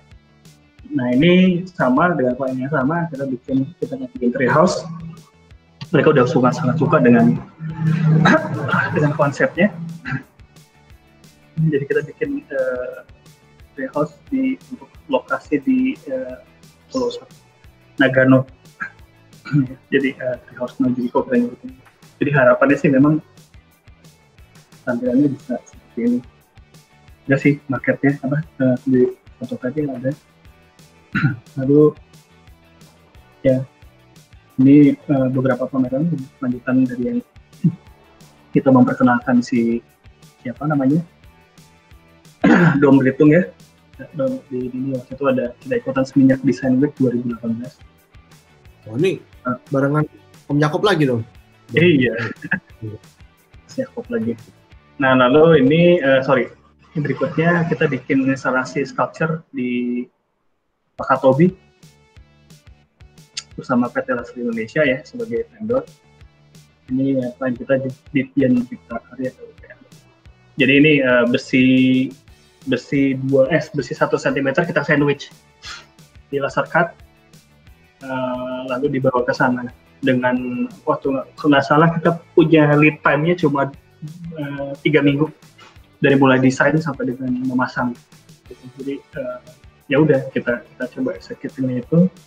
Kita cukup confident sih bahwa si teknik ini bisa mendeliver dokumentasi dari mulai desain sampai dokumentasi yang lebih efektif, sehingga juga dia bisa dieksekusikan juga dipakai untuk guidance eksekusinya si fabrikator. Jadi file yang sama bisa dipakai buat nyekat kan. Lalu akhir 2018 kita punya klien Waskita Karya ya seperti itu. Dia punya calon bagian fasad waktu itu menawarkan di Atambua, di perbatasan antara Atambua dengan Timur di NTP. Jadi ini sebenarnya ini satu segmen aja yang kita tunjukin. Sebenarnya dia ada 4 sisi dari gedung pasar. Lalu gedung pasarnya itu butuh semacam sun shading karena kalau siang terik banget nih masuk ke dalam nerobos di sinar matahari dan malah jadi panas. Nah ini gimana cara supaya dia bisa tetap sebagai ornamen, tapi juga dia berfungsi sebagai sun shading. Nah ini total ini 6 customized modul, ya ada 6 modulnya, tapi kita atur seperti yang hexapanel sistem kerjanya. Iya. Tapi ini pakai ya, betul. Konsep cuma beda. Ya, secara logiknya ini cuma beda modul sama beda teknik materialnya, teknik material sama teknik pemasangan. Ini materialnya aluminium, lembar dipotong fabrikasi satu persatu sama ditekuk. Total jumlah komponennya dia kalau nggak salah kemarin 4.600 ya. Kita bisa selesaikan dalam waktu 3 minggu. Lalu April kita ada instalasi lagi ini sama waktu itu sempat dapat kesempatan buat ngasih lecture bareng sama Pak Kosmas sama Suharto Atelier Bowo di Loggia. Lalu 2019 akhir pernah tahu ada Januar TF yang dari Studio. Nah dia waktu itu bareng-bareng sama LEB sama Danisha. Jadi saya ikutan di membuat algoritmanya untuk ini. Jadi merasionalkan kira-kira ya, pakai bata merah roster ini bisa seperti apa. Lalu ini juga sama, ini saya belum punya foto terbaiknya karena buru COVID ya, belum sempat kesana lagi mengambil foto yang udah finalnya gitu ya. Tapi ini Dragon Skin ini ada di Bukit Cinta di Ambarawa. Jadi ini tekniknya lebih rumit. Ada yang cembung, ada yang cekung. Yang saya tunjukin ini cekung. Jadi ini adalah modul potong dan folding. Jadi semuanya dipotong, di folding, lalu ini pas satu-satu nih, satu sama lain nyambung. Jadi kayak domino gitu.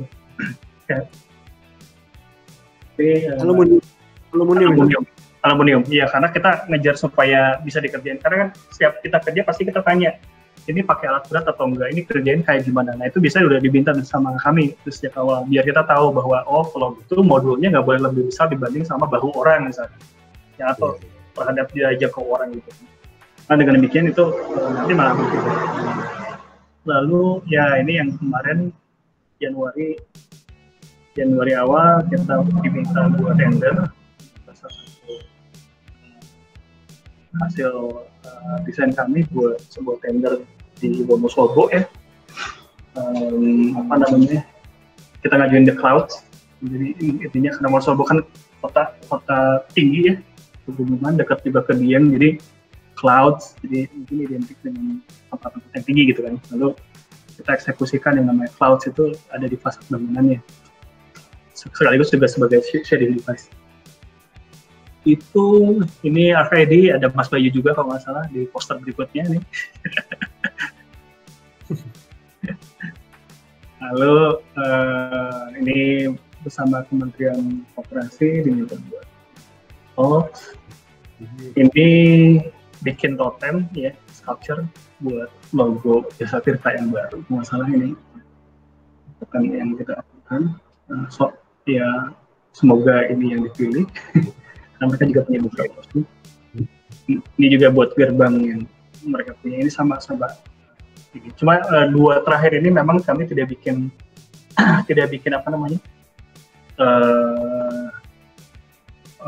prototype ya, karena secara project mereka tidak interested buat bikin si 3D print scaled model gitu kan.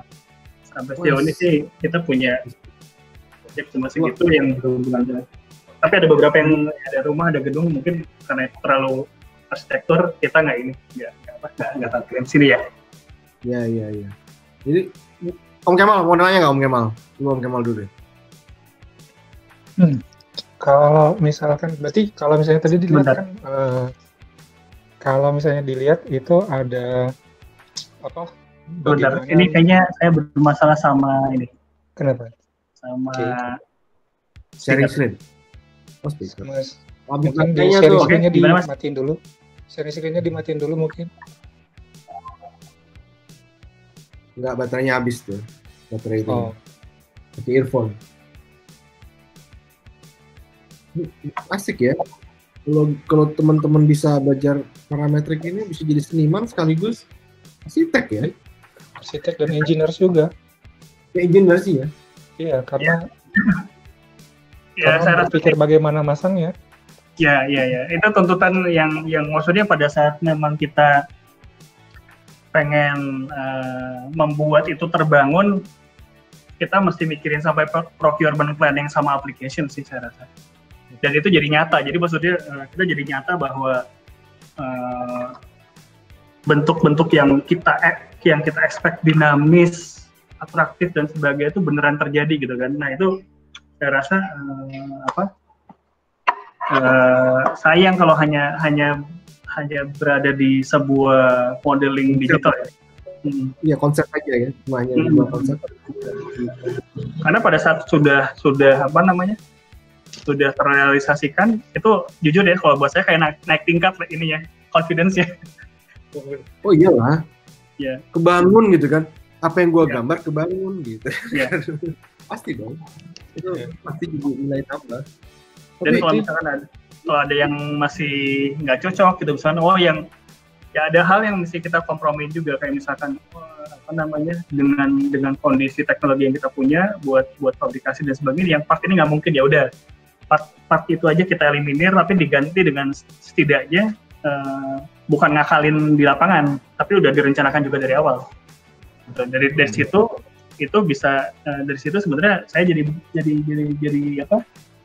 mulai terbiasa juga, nemuin kesimpulan juga bahwa si fabrikator, vendor, aplikator itu dibawa sejak awal ketemunya. Jadi tidak saat setelah desain selesai, tapi menuju dalam proses desain kalau lebih bagus, dia udah terlibat. Dia bisa ngasih banyak masukan, mesin saya nggak bisa ini, mesin saya nggak bisa itu. Ya stressful sih, ya maksudnya stressful dalam artian, wah gila, ternyata nggak bisa semua gitu kan, bisa kadang-kadang kawasnya kayak gitu. Tapi kan pada akhirnya kita nggak ngakalin di lapangan, jadi kita udah merencanakan itu sejak desain bahwa oke, ini bentuk ini harus di-adjust, harus dimodifikasi sesuai dengan kemampuan aplikasi atau fabrikasi gitu. Jadi benar-benar komunikasi antara perancang dan fabrikasi sama mesin juga lancar ya? Ya harus. Itu saya rasa justru munculnya di saat sekarang, Mas. Maksudnya di saat, kalau misalkan dulu kita ngomongin yang namanya tim itu multidisiplin, kan? Multidisiplin, tapi sama orang lain, satu sama lain nggak nyambung, ya kan? Nah, saya rasa sekarang justru adalah di mana momennya tim itu adalah interdisiplin, di mana si bahan informasinya, modeling information-nya itu bisa pindah satu sama lain, gitu. Kita nge-bridging, bisa untuk saat ini saya lebih banyak sering nge-bridging antara arsitek, fabrikator, sama kontraktor, gitu kan. So, untuk saat ini bridging, jadi instead of mereka itu mitigasi, gitu kan. Biasanya kalau dulu kan mitigasi itu dalam artinya gini, desainnya udah selesai, baru dikoordinasiin kan. Kalau sekarang cenderung enggak, gitu. Kebetulan kalau saya terlibat ya, saya menginisiatifkan untuk langsung ngobrol satu sama lain. Siapa aja yang bakal terlibat, yuk saya bridging gitu. Nah di situ akhirnya si model information-nya kita itu tuh dituntut interoperable, bisa digunakan di banyak pihak, nomor satu. Terus kedua, harus tertranslate ke dalam banyak platform. Jadi makanya interoperable saya rasa di sini jadi penting. Udah nggak ngomong lagi, menang-menangan, gue mesti pakai Archicad, gue mesti pakai BIM, mesti pakai Revit, gue mesti pakai Tekla gitu kan, udah nggak, buat saya udah nggak relevan gitu. Yang sekarang adalah kalau kamu pakai Tekla misalnya, kalau kamu pakai Archicad, kira-kira geometri saya bisa terbaca lebih baik di platform di ekstensi apa. Jadi kita ngomonginnya dari lewat situ saya rasa. Lalu dari satu sama lain nanti bikin kesepakatan. Oke, lu main di AFC sekian, ini dimasukin kemana, ini masukin kemana, ini ya gitu kan. Sehingga satu sama lain paham bahwa ya tentu saja karena bermain di banyak platform, interoperability ya, tentunya ada informasi yang hilang, tapi kalau bisa ya jangan semuanya hilang gitu. ada lah gitu kan yang 60% kebaca di platform lain. Jiwa kolaborasinya kalau sekarang berarti emang sangat dibutuhin ya Kang Denny. Jadi intinya ya, betul. Ya, intinya eranya adalah era kolaborasi gitu. Jadi ya balik lagi masalah budaya ini balik lagi. Jadi ya emang budaya gitu sih teman-teman nih, kalau emang mau nge-BIM emang jadi kayak baik dulu lagi sebenarnya ya. Jadi ngegaul lah gitu, banyak gaul gitu kan. Kalau nggak banyak gaul nggak jadi tuh barang gitu. Kan era itu kan era dulu ya, kalau pernah ngalamin kampus kan dulu kan emang acara kan semua serba di kampus kan, kampus minded dulu kan. Setelah itu jadi nggak kampus minded. Nah sekarang dengan BIM ini sebenarnya kayak membalikan suasana ke zaman dulu, cuma didigitalkan gitu kan, lebih ke arah sana kan. Jadi memang mindset itu baik sih, karena kita mencoba untuk memahami orang lain. Nah, itu yang paling repot, dan nggak semua orang bisa, tapi sekarang emang dipaksakan untuk kesana gitu. Dan itu emang lebih rapid ya. Terlebih pandemi ini bikin lebih dahsyat lagi. Ya, lebih dahsyat lagi dan dipaksa, benar-benar dipaksa. Dulu kan aku masih begini ya, gue gini aja lah gitu kan. Sekarang nggak bisa, emang semua orang dipaksa melewati suasana digital untuk lebih lama lagi gitu kan gitu. Iya. Ini menariknya kayak ini kan melihat kiprahnya Kang Dani kan jadi seakan-akan jadi dapat dua sisi nih. Bermain-mainnya dapat, tapi secara praktis juga dapat gitu loh. Ini menarik nih. Jadi ada nggak nih pesan? Ini udah nggak ada pesan-kesan juga, tapi apa sih tipsnya nih buat teman-teman yang baru nih kalau bicara bermain-main masalah dunia mindset algoritma gitu, apakah menjanjikan atau ini masih dunia main-main aja gitu? Walaupun gue lihat juga main-main berhasil menjadi sesuatu, bisa ke Milan lah, bisa kemana, asal kita benar-benar praktekannya ya. Jadi nggak cuma sekedar di rumah taruh komputer selesai, enggak, dipraktekkan gitu. Tipsnya gimana supaya happening juga kayak Kang Dani gitu? Intinya ya kalau saya sih pada prinsipnya membuat segala sesuatu inline ya. Jadi saya nggak, jujur saya masih ngajar kan, saya masih praktek, saya masih bikin main-main kayak tadi, desain instalasi dan sebagainya gitu kan. Tapi saya bikin inline dalam artian semuanya satu jalan. Ngajar saya di area situ gitu kan, computational design. Mata kuliah saya kayak digital fabrication, parametric strategy dan architecture, itu mata kuliah yang di UPH. Jadi satu jalan tuh. Lalu praktek saya juga gitu. Jadi saya pikir sifatnya saya masih bisa bermain di area fasad architecture gitu kan. Ya misalnya bagaimana membangun si fasad, dan karena kita udah taruh di titik situ, sepertinya klien juga tahu yang kalau mereka datang ke kita, mereka mau ngapain gitu. Jadi nggak lagi klien umum ya. Gitu. Jadi udah ke arah situ. Dan itu juga membuat kita menjadi lebih mudah buat jelasin. Spesialisasi ya itu. Ke spesial. Jadi gitu. Nah, tapi juga kerjaan-kerjaan yang reguler kita kadang terima meskipun tidak ya, kalau teman-teman yang lain mungkin ada yang bikin rumah tinggal gedung setahun ada 8, ada 10, ada 30 gitu kan. Saya mungkin kalau bikin gedung ya mungkin 2. Yang tadi itu kan. Nah, ini agak penting juga pertanyaan. Menurut Kang Dani, proses apakah parametrik itu future apa enggak ke depannya? Saya rasa segala sesuatu akan berjalan secara parametrik ya nantinya. Maksudnya gini, ini dia. Ini yang mungkin mesti dilurusin. Parametrik desain itu sebuah teknik gitu, sebuah cara buat ngewujudin desain gitu kan. Kebetulan seakan-akan ini boomingnya sama salah satu aplikasi yang bisa memungkinkan visual programming kan, mungkin si Grasshopper sama beberapa lah, sama Dynamo lah misalkan ya, yang bermain visual programming seperti itu. Tapi menurut saya ya, jauh sebelum itu udah ada cara itu, di mana kita ngebuat sebuah model yang satu sama lain itu saling merespon. Kalau inputnya diubah, outputnya berubah langsung gitu kan, simultaneous gitu kan. Digeser ini dan sebagainya, itu terjadi di Archicad sebenarnya dulu, terjadi di SketchUp juga, ada di dynamic components-nya, attributes, ada di 3D Max juga dulu kalau pernah tahu modifier gitu kan. Itu juga sama kan, cuma kalau dia sistemnya kayak tree gitu kan.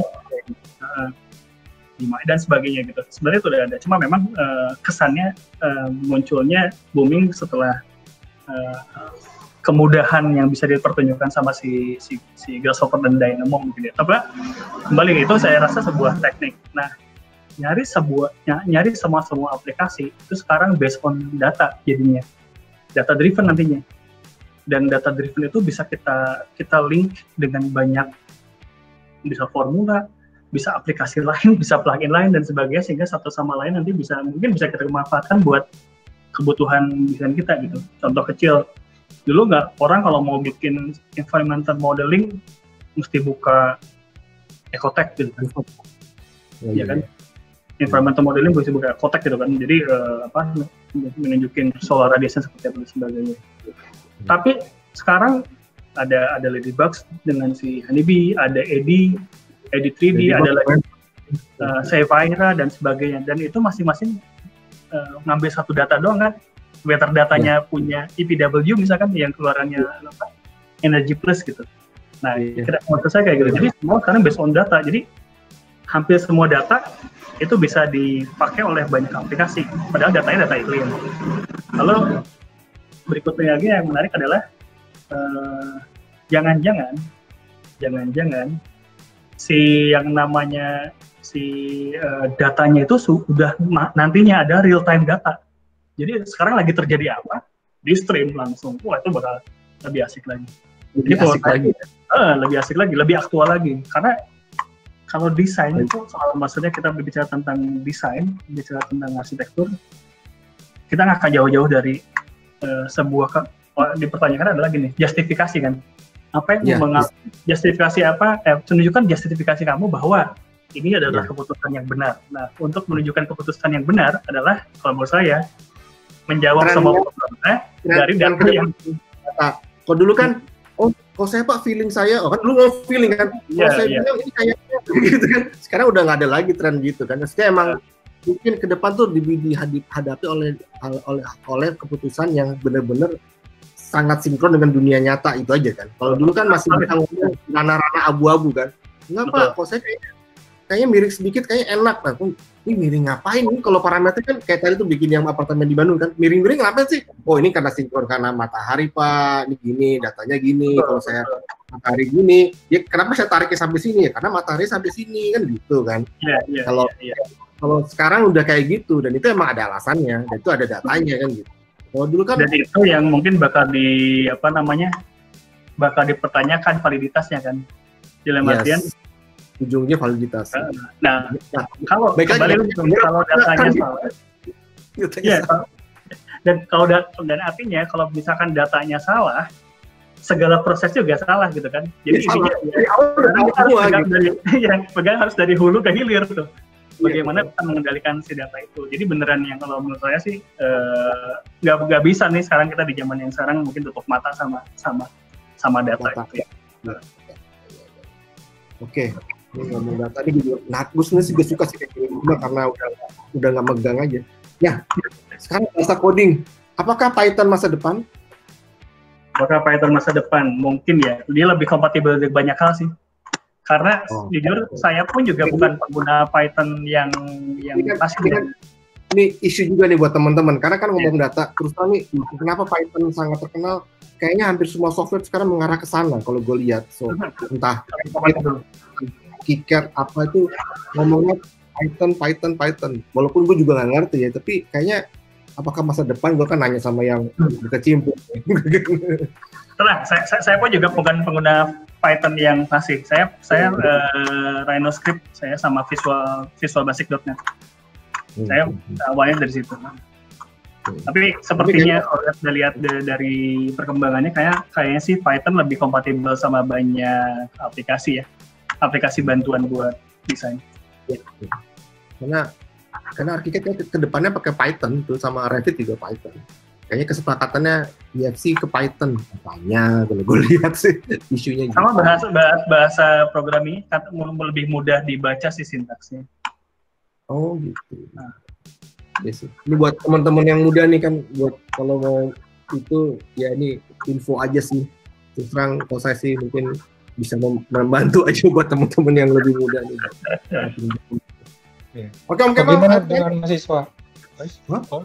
Dia masih mahasiswa. Bagaimana dengan tanggapan mahasiswa? Mbak, bagaimana dengan mahasiswa ketika mereka kan tadi Mas Dani kan jadi sebagai pengajar kan di UPH kan.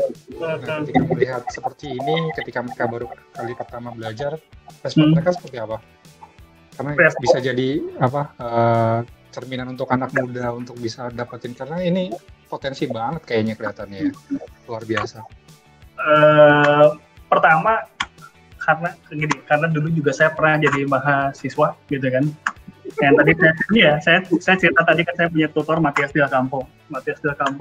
Dia pada saat tahu bahwa saya punya background tidak pernah belajar programming, dia tidak menghujam saya dengan mengecilkan hati saya gitu. Maksudnya, wah kamu susah nih gini sebagainya. Enggak. Dia justru mengencourage saya buat melihat bahwa ini adalah hal simple, kamu tinggal ikutin workshop aja. Jadi Itu yang juga saya coba terapkan juga ke mahasiswa aja. Jadi tidak sedikit mahasiswa pada saat dia tahu bahwa dia masuk kelas saya atau di bawah studio saya, kok seakan-akan ada keharusan buat belajar software baru kah, belajar logic baru dan sebagainya. Iya, selalu ada begitu gitu. Itu yang udah given-nya saya ya, mungkin dosennya nerd gitu kan. Gitu terus. Tapi emang dunia nyata tuh emang gitu kok. Makanya emang anak-anak zaman sekarang tuh emang harus diajarin kayak gitu. Karena kayaknya sekarang tuh dunia tuh berubah. Hitungannya udah bukan tahun ya. Bisa bulan dan minggu. Harian gitu kan. Nah si mahasiswa ini ya biasanya pada saat kaget gitu ya mereka lihat ya saya coba supaya jangan mempertunjukkan hal udah bukan zaman lagi kalau dosen itu satu-satunya orang yang bisa ngajar gitu kalau buat saya. Ya. Jadi dia bisa ngajarin dari apapun, terserah dia mau belajar dari siapapun. Kalau buat ya sambil meringankan tugas saya sebagai dosen juga, lu ke gue pas diskusi aja gitu. Jadi lu udah tahu apa, lalu lu ada yang bingung, ya udah ngobrol. Kita nge-guide kan gitu. Gitu. Jadi ya itu. Jadi jujur misalkan ini kan kemampuan skill yang bisa dibangun sendiri sebenarnya. Jadi bisa sekarang zaman sekarang bisa belajar dimanapun, dari YouTube, dari video, dari orang banyak punya blognya juga dan sebagainya. Nah, mahasiswanya mungkin ya jangan khawatir. Jadi bawalah pertanyaan-pertanyaan itu ke dosennya kalau buat saya. Bu, ini bukan bermaksud untuk provokasi ya, tapi maksudnya semakin soalnya gini, penasaran itu kalau diendapkan bahaya. Iya, emang harus ngobrol sih. Emang zaman sekarang tuh dipaksa, tapi nggak tahu ya ini emang kecenderungan. Tapi nggak tahu dari Kang Dani gimana dulu kalau ingat dari acara-acara webinar ya. Orang sekarang tuh lebih banyak bertanya dibanding orang dulu, ya nggak? Merasa nggak gitu? Dan itu bagus sih. Saya merasa itu keren dan emang budaya emang gitu sih. Banyak bertanya aja nggak? Orang lu nggak dihukum juga kok bertanya kan gitu, cuek aja.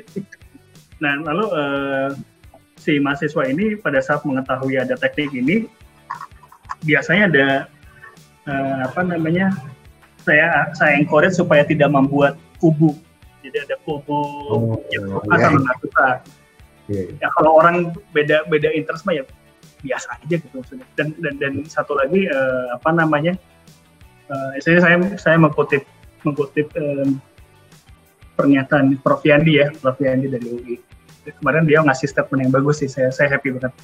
Adalah jangan sampai dosen ini karena ketidakbisaan dia menutup kemungkinan buat anaknya bisa. Jangan lakuin itu. Jadi itu saya rasa prinsip yang mungkin udah nggak feodal lah ya teman sekarang. Bisa belajar dari manapun. Yang dibangun adalah sebenarnya diskusinya. Kayak gini-gini lah. Iya, diskusinya gitu. Karena kadang orang masih yang zaman konvensional nggak mau anak didiknya lebih pinter kan, takut minder gitu dianya. Tapi ya zaman sekarang nggak gitu lah. Iya. Betul sih. Ya, baik lagi sih. Kadang dengan ngobrol gini kita bisa menempatkan positioning kita sendiri. Jujur coba. Wah nih, Om Kemal ada ini nggak? Nih buset nih kita ngomong hampir 2 jam loh. Mantap ya. Lumayan ini udah hampir sejam lebih. Dari jam 3. Ini nyari waktunya juga susah nih Kang Dan ini. Iya, kapan lagi nih? Kayaknya harus bikin webinar sendiri nih kayaknya. Webinar sendiri. Sertifikat webinar. Bagaimana merubah mindset parametrik. Coba masalah kalau ini kan kaitannya kan sama BIM dengan parametrik. Apakah gimana menurut Kang Dan gimana tuh dengan adanya tren BIM dan parametrik? Jadi gini, ini mungkin bisa punya pandangan berbeda ya. Jadi buat saya si parameter itu teknik gitu. Jadi mungkin parameter desain itu sebuah teknik. Sementara kalau BIM tuh lebih ke platform gitu ya. Jadi pada saat kita ngomongin tentang building information modeling, saya rasa itu akan lebih efektif pada saat memang sangat jelas apa yang akan kita rancang itu akan dibangun. Itu kerasa banget. Jadi BIM itu dia sangat baik untuk mengcompile, memanage semua kompleksitas informasi yang ada yang si project tersebut akan siap dibangun gitu. Nah, memang yang menarik dari gini, saking efektifnya si BIM itu, dia mungkin akan berbasiskan data kan, data si entity-nya yang akan diterapkan di situ, geometrical entity-nya. Nah, di situ yang sebenarnya mungkin kita mesti pinter-pinter aja nih mengelola itu, karena ada satu titik kadang-kadang BIM diterapkan terlalu awal, jadinya malah malah membuat kaku gitu ya. Beberapa orang mungkin yang suka dengan kebebasan, dia malah jadi loh kok ini gue masukin input ini dan sebagainya. Tapi bukan berarti memakai BIM dari awal salah loh, enggak. Tapi butuh adaptasi yang baik gitu. Berikutnya juga dengan teknik computational design. Mungkin computational design dia lebih payungnya lebih besar ya, dalam artian dia bisa ngomongin parametric design, bisa ngomongin algorithmic architecture, bisa ngomongin generative design dan sebagainya. Nah, kalau computational design, dia justru saya rasa arahnya lebih banyak ke membuka opportunity, membuka possibilities gitu kan. Dengan mempergunakan komputer, kita bisa kita bergunakan membuat alat bantu buat kita sendiri gitu. Tapinya memberikan kesan bahwa dia memang keseakan-akan lebih eksperimental gitu, karena kebebasan itu kan. Nah, kadang-kadang kalau buat saya si computational design pun juga kadang-kadang nggak terlalu tepat pada saat kita ingin menggunakannya dia untuk kebutuhan pembangunan kadang-kadang loh. Karena kenapa? Karena ada compiler yang lebih efektif, which is BIM. Jadi sebenarnya dua hal yang punya domain berbeda sih buat saya. Berbeda tapi bisa saling mendukung. Nah, itu dia. Yang satu punya lebihnya mungkin di konseptual, di development. Sementara yang satu sangat kuat banget di development sampai dengan eksekusi, bahkan sampai mungkin facility management pada saat nanti bangunan dioperasikan kan. Yes, nah dari situ sebenarnya jangan dilihat siapa yang lebih dan kurangnya itu berdiri sebagai satu sama lain sebagai ada dua kutub gitu, polarisasi gitu. Jangan. Jadi kenapa enggak? Ya udah sinergiin aja gitu. Iya betul. Bahkan kita juga ngelihat BIM dengan adanya parametrika sebagai nilai tambah si objek BIM itu sendiri kan. Ya. Makanya kenapa beberapa software lari ke parametrik, karena dia tahu kebatasannya di sini gitu loh. Ya, kalau gua nggak pakai ini, gua nggak punya nilai tambah. Sedangkan desain kan berkembang terus, nggak cuma slab, wall sama kolom doang kan, nggak mau kan bergerak lah, fluid dan sebagainya. Apalagi kayak model-model desain Zaha Hadid itu udah mulai jamak lah, orang udah mulai, gue pengen kayak dia, udah mulai di permintaan gitu kan. Kalau dulu kan Zaha Hadid kan bener-bener request itu bener-bener orang-orang yang bener suka gitu kan, nggak bisa orang-orang sembarangan. Sekarang jamak. Nah, ketika memulai jamak itu menjadi produksi massal, di mana software itu membuat itu menjadi suatu standar produksi kan gitu. Ketika dia menjadi standar produksi ya jadilah yang namanya kolaborasi antara parametrik dan sebenarnya sudah kelihatan sih dari arsitek tidak harus menjadi parametrik kan, dia bekerjasama sama Rhino. Ya mindset itu sudah ada sih. Emang satu visi lah kita, satu visi dan misi. Connection. Iya. Ya, connection, intinya connection. Nggak harus dia menjadi parametrik gitu kan. Dia nggak harus, karena kita memang beda alam. Ya, cuma melengkapi gitu kan. Kalau parametrik nggak bisa bikin gambar kerja pakai arsitek misalnya saat ini. Kalau arsitek nggak bisa parametrik ya pakailah dia Rhino. Yes. Dan kita juga yaitu semakin kita, buat saya ya, semakin kita menspesialisasikan diri di satu realm gitu ya, kita bakal jadi expertise di situ, tapi kita juga bakal minus di tempat lain. Saya misalkan, jujur ini saya, kalau misalkan kita lagi ngedesain sebuah pasar gitu ya, kemungkinan besar pada saat itu sangat lebih kompleks lagi gitu kan. Nggak mungkin kita jalan sendiri untuk mengkompil itu. Kita pasti cari BIM manager. Karena kita nggak sanggup ngelakuin itu. Jadi di situ sebenarnya jadi patokan penunjuk bahwa makin kita mengekspertkan diri di satu harum gitu kan, di titik lain kita bakal minus. Dan di minusnya itu kita masih kolab sama orang lain. Saya rasa sih nggak dewa lah. Itu juga berbanding lurus. Ketika kita tahu banyak hal, belum tentu kita fokus di satu hal dan kita expert di satu hal. Betul. Nah, tinggal sekarang memang tantangannya tuh gini, tantangannya kita mau jadi generalis, mau jadi spesialis, gitu aja. Kalau generalis mungkin megangnya di level manajerial ya, maksudnya dia memanage resource, memanage tim, memanage sistem dokumentasi dan sebagainya. Jadi dia memang melihatnya tidak jadi desain eksekutor gitu. Tapi kalau mau fokus di spesialis, nah ya terpaksa kita harus harus membuat kita fokus ke satu titik itu. Jadi pasti ada minus. Tapi jangan salah juga bahwa ada orang yang shifting. Dia awalnya dari spesialis, sejalan dengan waktu, dia akhirnya melepaskan spesialisasinya karena dia jadi generalis.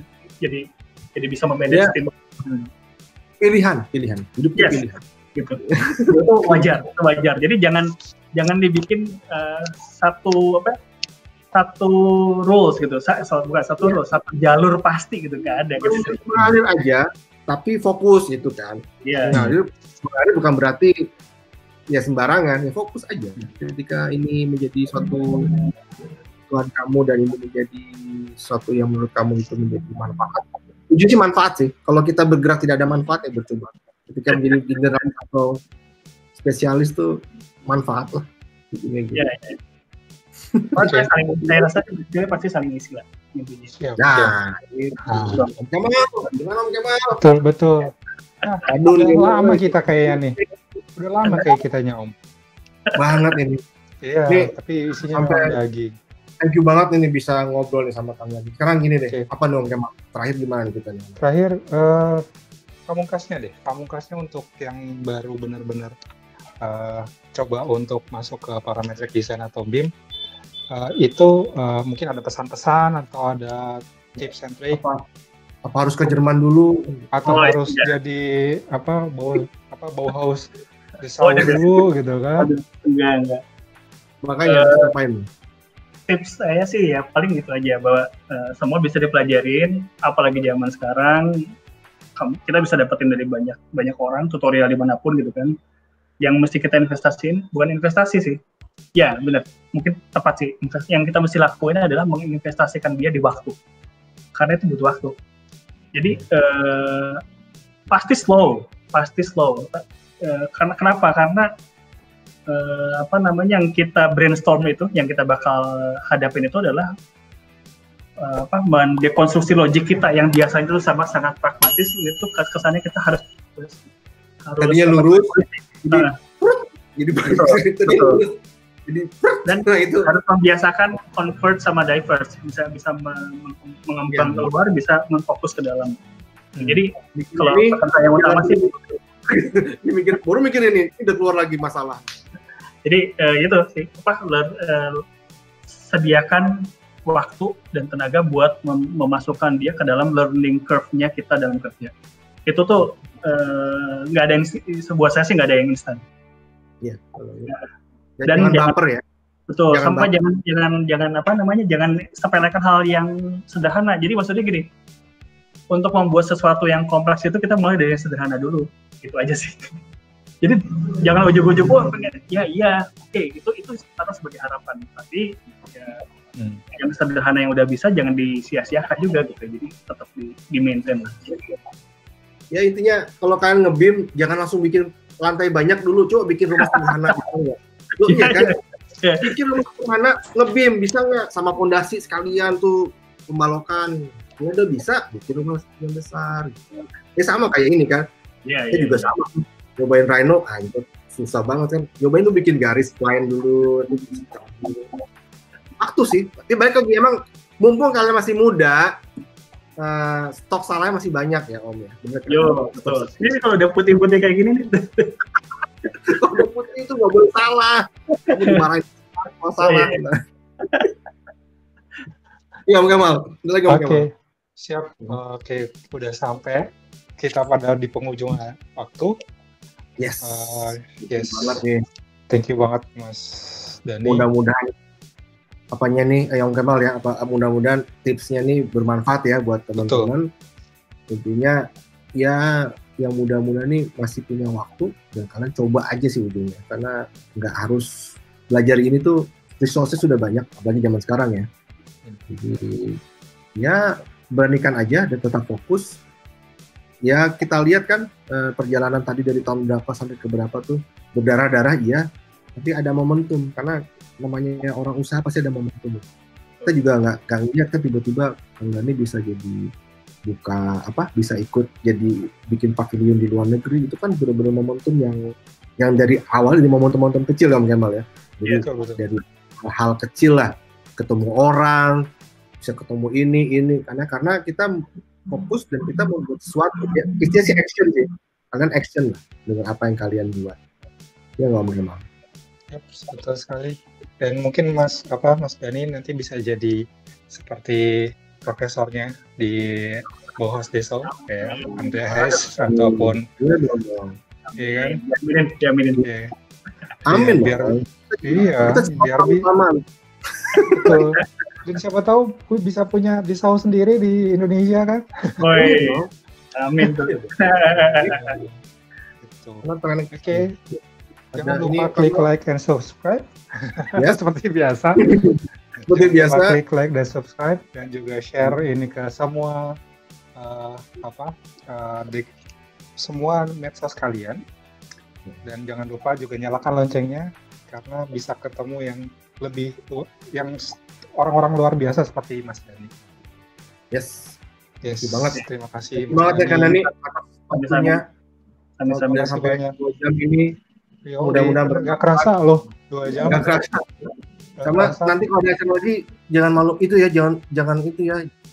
Maksudnya kita mohon izin kalau ada acara lagi ikut lagi lah, bergabung ya acara dari kita ya.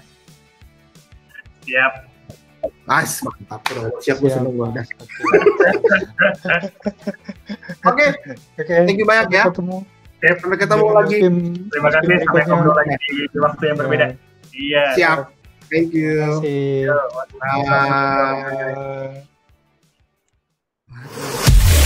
Bye.